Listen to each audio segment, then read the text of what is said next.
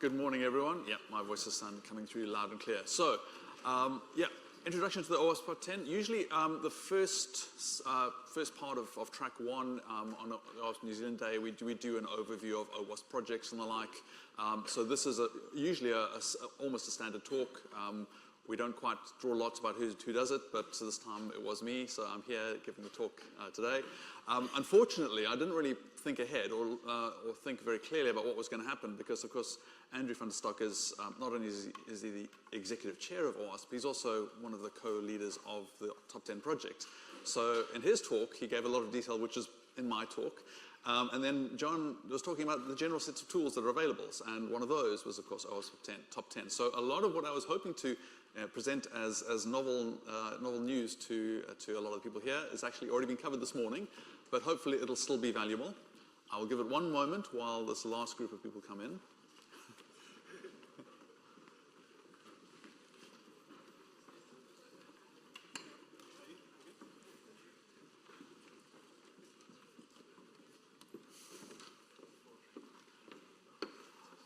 So, yeah, I'm going to cover the OWASP Top 10.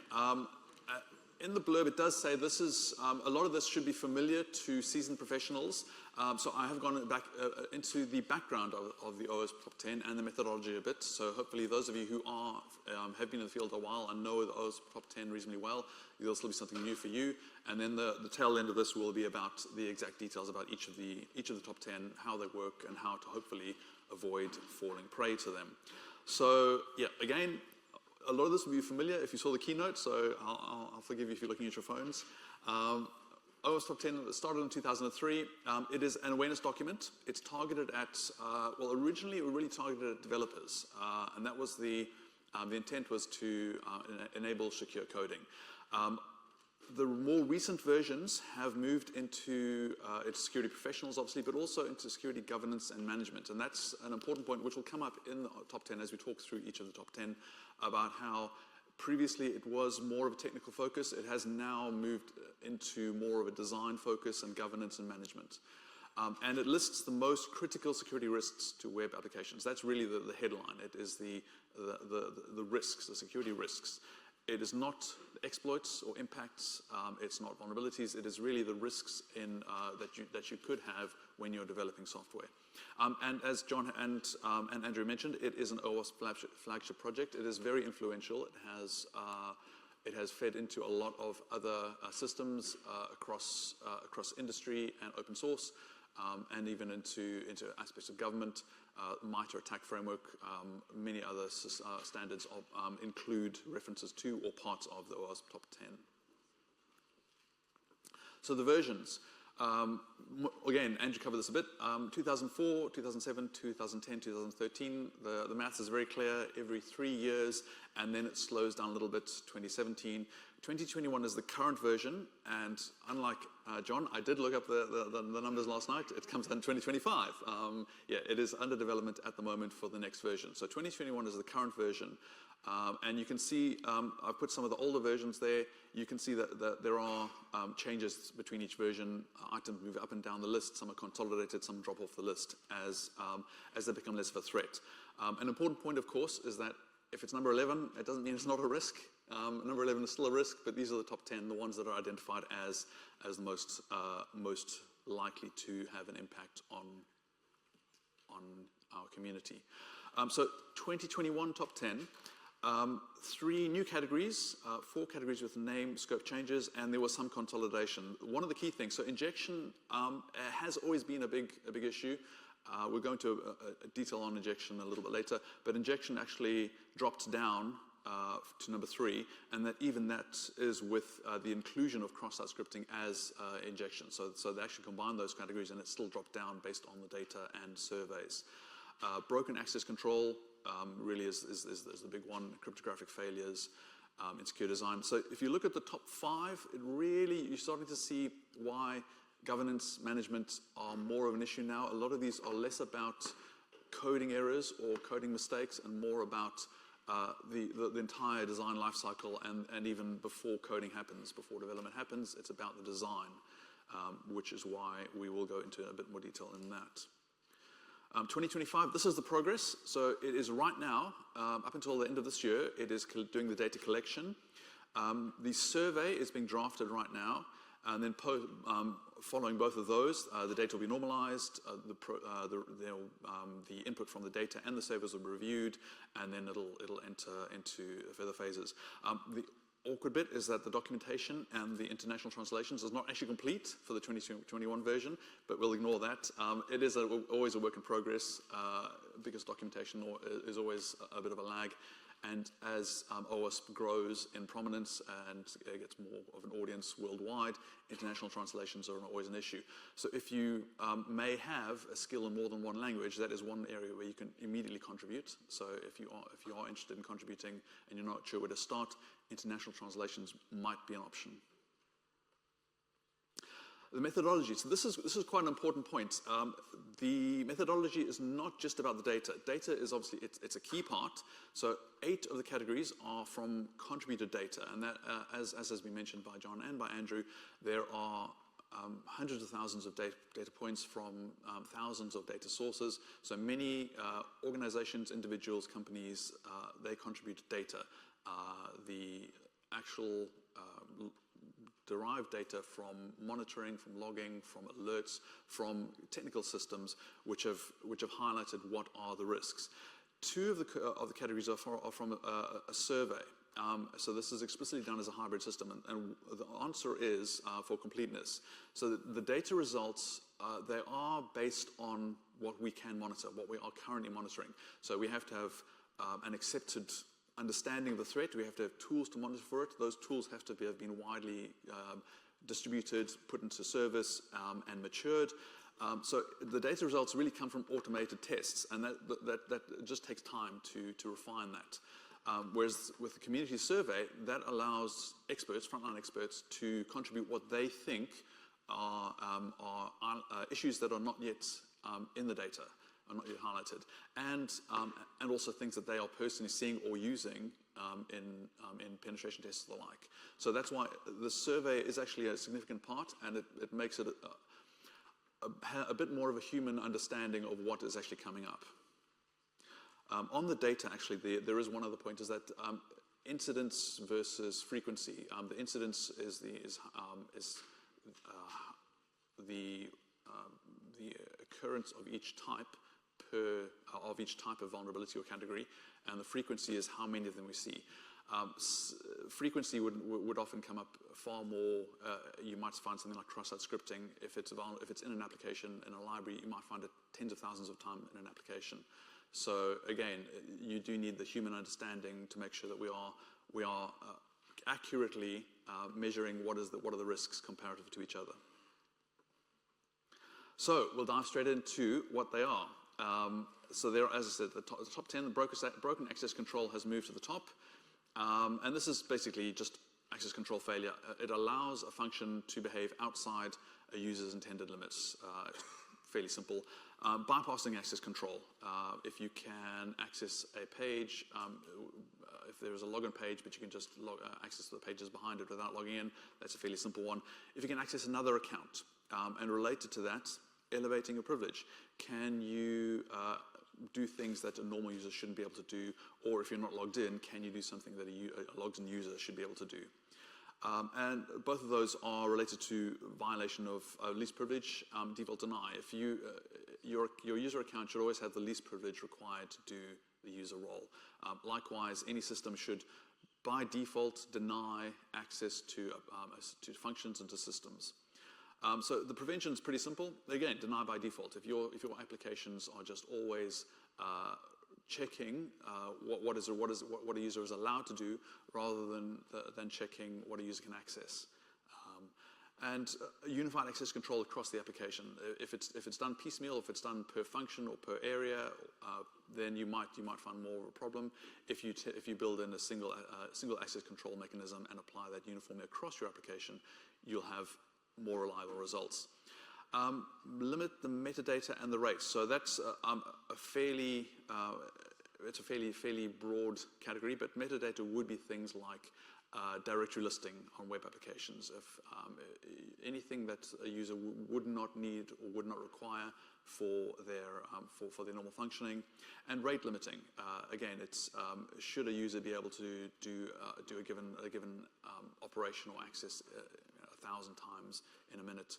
Maybe not. So you can also put in fairly stringent restrictions of what a user can do based on their expected behavior. Cryptographic failures. This always a problem. The type of the problem changes. Clear text protocols are mentioned as the prime example of this. HTTP, FTP, other examples like that. That is not so much of a problem anymore because most modern browsers will either not let you or will throw up alerts if you try and use HTTP. FTP is almost deprecated, but you will always find legacy systems, especially internal systems, especially the system that's been running for a decade or more in an organization which is doing a key function and is doing it in clear. Related to that, old, weak, or deprecated algorithms, MD5, SHA-1, other examples out there of algorithms which are no longer secure. Cryptanalysis and breaking cryptography are always advancing, so you do need to be aware of what are appropriate algorithms and that you are maintaining currency in what algorithms you're using. Key management. Are you using default keys? There was a very good example of that recently with a manufacturer of desktops and laptops. They used a default hardware key in the firmware, allowing access to any attacker who could run code on the system to modify the firmware and effectively completely subvert the BIOS, to bypass the platform security and thereby install an undetectable rootkit. So default keys are a major issue. Weak keys, related to the previous one about weak algorithms, are your keys being generated appropriately and are they safe? And key management, we are always seeing stories about some application or some system where in addition to all the other code that's being uploaded into the repo, you've got either keys either hard-coded into the code or keys in configuration files. So where are your keys? Are they being managed securely? And service certificates, again, modern browsers won't usually let you get away with this, but especially if you have internal applications or internal systems where you have self-signed certs or you've built your own chain of trust internally, are those being managed correctly? Are they being stored in a way that users can access them, and are they up to date? And prevention. Maybe it's a bit of a trite answer, but do you need to store that data? If you've got sensitive data, do you need to have it? And for what period do you need to retain it forever? Often the best way to avoid having leaking sensitive data is not to have the data in the first place. And if you do have to have that sensitive data, classify it appropriately and handle it appropriately. The simple one about algorithms, just keep those up to date. It's not hard to keep a lot of enterprise software up to date. If you have internal systems, those maybe require some sort of review process, some sort of change management to make sure that whatever algorithms they were using when they were built, there is a mechanism to evaluate those algorithms and to update them as required, and manage your keys appropriately. This shouldn't be news to anyone here. Data encrypted at rest and in transit. And cryptographic randomness, where you are developing your own cryptographic randomness, where you are applying your own nonces or IVs, your initialization vectors, make sure that they are being generated appropriately and handled appropriately. And the obvious one, don't do it yourself. Unless you're a full-time developer in cryptography, generally cryptography, you want to use established libraries, established frameworks, established systems. It is very, very hard to get it right by yourself.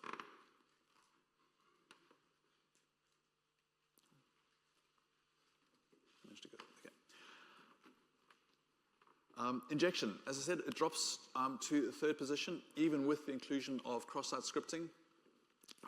I'm sure almost everyone here has seen the XKCD in the bottom right, but please do read it if you haven't seen it. The simple answer, the simple reason is that users can supply data to your application, and that data, your application is processing in a way that's not safe. It's not validated, or it's not sanitized, or hostile data is directly used. The prime examples, the key examples are SQL injection and OS command injection. You can find many examples of CTFs or other learning exercises on the web, which will give you those. And to prevent it, safe API, I mean, I'd put it there, that's it. You know, just use a safe API. Don't try too much to do it yourself. If you have to find a situation, if you find a situation where you have to validate data yourself, you do need to make sure that it's done on the server side and that it's done correctly. It is a hard problem, because for every case that you can think of, there's going to be someone out there who's going to think of another case. So server-side validation is possible, but it really has to be done very, very carefully. And for SQL queries specifically, there's a very simple answer that you can limit your queries. If you are, for whatever reason, allowing untrusted data to be passed into SQL queries, you can at least limit it to one or a small number of replies, rather than allowing the user to access, download, or modify entire tables. Insecure design. So this one's a new one for 2021, and this is where the design and the architectural flaws come in, about the governance side of things. So on the right there, it's a Starbucks ordering system. That's the counter. Good luck finding your drink. So it's about thinking beyond just the coding to the pre-code design. Two examples on the OWASP site. Bots for ticket scalping or item scalping. When the first of the most recent NVIDIA graphics cards came out, they were all sold out within minutes, and then they were being sold for 10 times the price on resale sites. So that's a very good example of how, even though your system might work as you want and as you expect, there are still malicious or adversarial actors out there who are going to do things that are going to have adverse effects on your company or on your operations, and you don't expect it. Booking and ordering system attacks are the other example. Starbucks is a prime example there on the right, but there are also examples of movie theaters where they have tried to limit numbers, limit ticket orders, and nonetheless have still managed to have people through malicious intent book out entire theaters for a small amount of money. So how do you prevent it? And this is really where you're shifting left. You want to think beyond the developer and go back to the enterprise architect, as Andrew mentioned earlier. Have a secure development lifecycle, do the threat modeling, and yep, again, OWASP SAM, have your security assurance and maturity properly modeled and understood. Misconfiguration. So again, this is more of a governance side of things, rather than purely about development or coding. Are your cloud services, do they have the right permissions? S3 buckets being public and releasing vast amounts of data is pretty much the prime example. Unnecessary features. Do you have either part of your framework, part of your system, part of your application, which is running things which you don't need or not part of your required service? Default accounts is a very good example, especially in the IoT and hardware space. Those default accounts with the default passwords allow users to get in and then have the effects that a user could have. Verbose error messages, very common. Being able to diagnose a lot of information about a system or the platform that it's running on from an error message. Do you necessarily need every end user to be able to see that? You really want to have those error messages only available to developers or administrators. And security settings not correctly applied. A lot of the time, there are the security settings out there, but in cloud services or in application frameworks or applications, you might just not have them enabled. And this really comes down to security testing. You can't code around a lot of this, because this is either it's something built into a system, or it is something that is a feature for a cloud service. So it is really about testing it, about being able to understand what the risks are and harden those as you find them. Minimal platforms, just again, do you need to run all the features in a given platform? If you're running it, you might be able to switch some of them off. And segmented architecture. If something is attacked or is compromised, is vulnerable, if it's containerized, if it's running in a fairly segmented cloud system, you can limit whatever happens based on those security boundaries.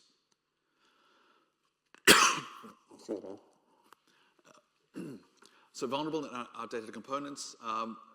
This has also come up with Andrew talked about a single person that was supporting an entire infrastructure. Heartbleed, Ripple 20, there are a few good examples of this out there. And this was actually came into both from the data and from the community survey. Now, this is not necessarily linking directly to CVEs, to known vulnerabilities. It might just be that something is very old, still running, and it's part of your system, but it maybe shouldn't be there. You might not be aware of your supply chain, or as Esbom has mentioned earlier, your software bill of materials. You might not know what everything that makes up your software environment, your software system. And you might have older or vulnerable systems, components, which make up part of your IT infrastructure. And you just might not have a good upgrade or scanning process. So do you have a patch process? Is it running on a regular basis, or is it quarterly? Do you have a scanning process? Are you scanning your systems for vulnerabilities? And if so, how often? What actions will you take upon finding an error? Preventing it's fairly simple, but also incredibly hard, as I'm sure all of us here are familiar with. You just remove unused components, but you need to know everything that you have. So that's where do you have a software inventory, and do you update it regularly? If something is a problem, is identified as a problem, do you remove it? And then are you sure that your software inventory is up to date and actually matches reality? Manage software updates over correct channels. Make sure that you are getting digitally signed, appropriately signed updates, and that anything that you are installing is actually from the trustworthy source that you expect. If old software must be used, mitigate and document. I chose that logo specifically because I have found XP systems, again, running connected to medical devices, connected to scientific devices. Those devices, those systems cannot be replaced because it'll cost $500,000 to replace the electron microscope. There isn't an option to switch out the PC that's connected to it. In that case, how do you work around it? Mitigate and document. Air gap it, firewall it, make sure that it is still appropriately managed, and then make sure that you know how it's done and is documented. Identification and authentication failure. So this was previously just broken authentication, but there's some fairly straightforward examples. Credential stuffing, brute force attacks, weak passwords. Those are all very, very common examples, still very widely used by threat actors of all kinds, especially credential stuffing, because it is so easy to find people who use the same passwords across multiple applications. Does your application lack multi-factor authentication? Does it store passwords in clear text? Does it manage its session IDs poorly? There are many ways that can go wrong as well.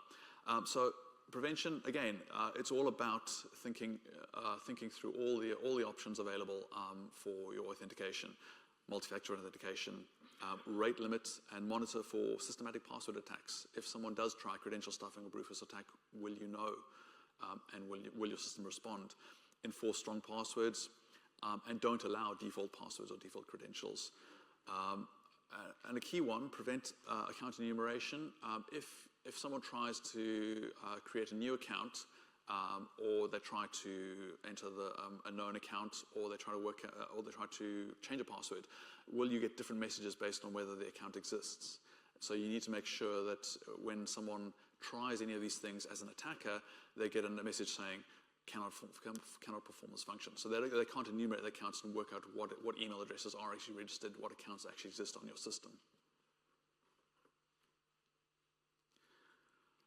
Almost near the end. Software and data integrity failures. This again is based on the problems that you might find with components. Your applications no application is an island, no application is built standalone. Everything relies on plugins, libraries, modules, and you might not necessarily know or trust all of the sources. Your CI/CD pipeline might be insecure. You might, a very common example in the last couple of years, typo squatting, common module names.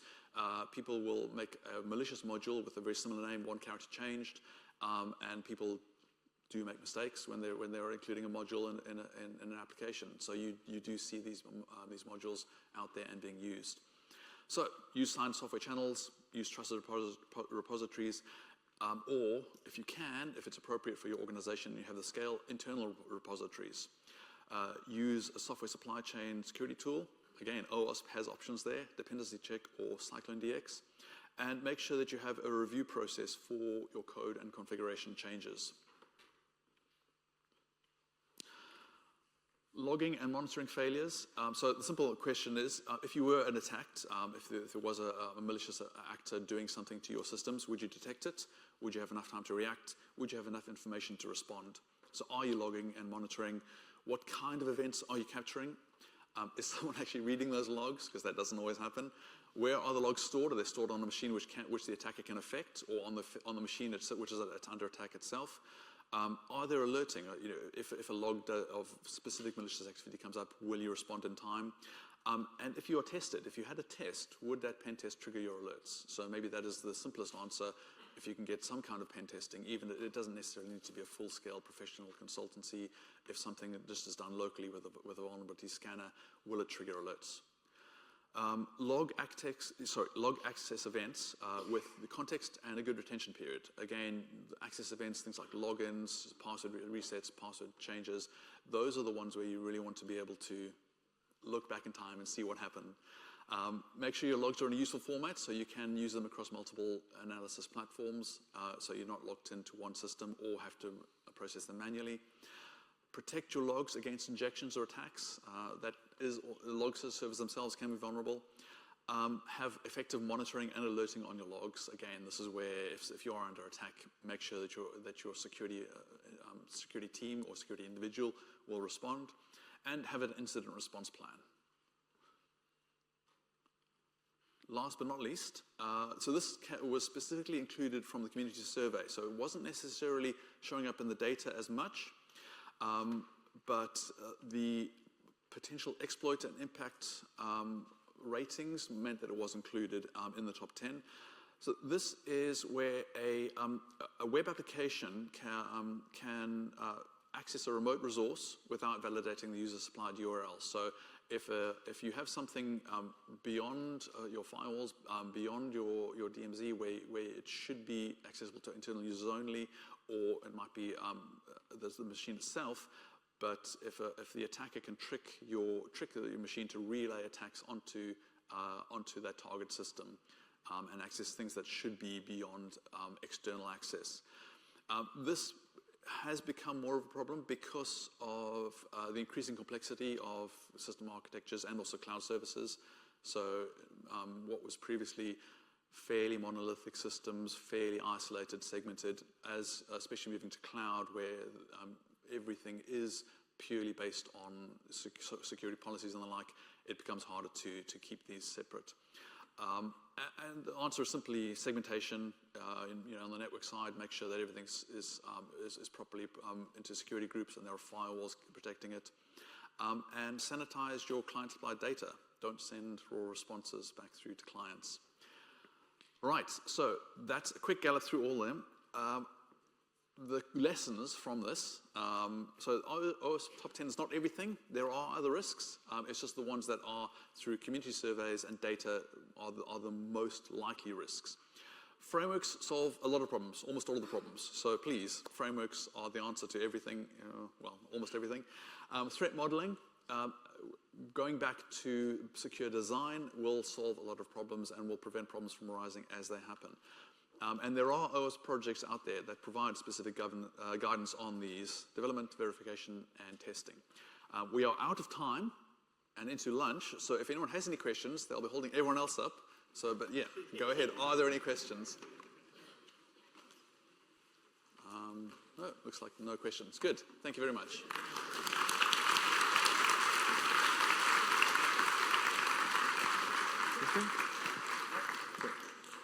Is this mic on? Yes. Yep.